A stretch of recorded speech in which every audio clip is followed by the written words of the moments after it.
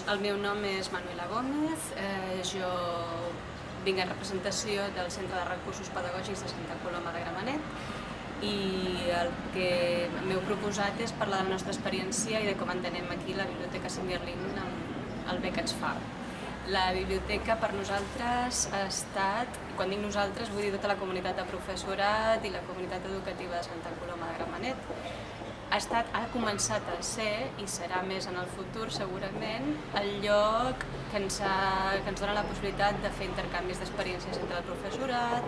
És un lloc d'aprenentatge continu perquè hem vingut des amb nens molt petits a fer sessions de treball a la part infantil, intercanvi de professorat, conferències, presentació de treballs de recerca de l'alumnat de segon de batxillerat. Han passat tots els instituts gràcies a l'espai magnífic que té la sala Salvador Cabré. Farem una jornada d'educació infantil, hem fet presentacions de materials educatius, ara tindrem un de consciència fonològica. És a dir, la llista, si hagués de fer memòria de tot el que hem fet aquest curs en molt pocs mesos, ara no la tinc al cap, però és força llarga. Sobretot, més que llarga, de quantitat, és substancialment de molta qualitat. Per una banda, perquè l'espai és immillorable, quant a llum, quant a color, quant a caliu, tecnològicament és impecable i sobretot l'equip de persones que el porten ens ho ha posat sempre tot molt fàcil.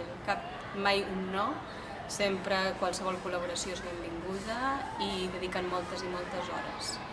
Clar, això a Santa Coloma per nosaltres és sorprenent, perquè el canvi qualitatiu de la nostra feina no té cap comparació en els 10 anys que jo porto a la ciutat i al Centre de Recursos en concret.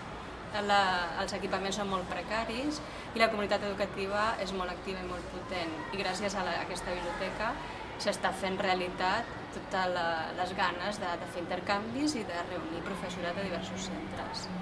Jo crec que millorarà molt la potenciació de l'educació a la ciutat gràcies a la biblioteca, perquè el curs que ve tenim molts projectes amb l'equip, fer treballs amb alumnat directament, treballs per potenciar la recerca d'informació, la lectura.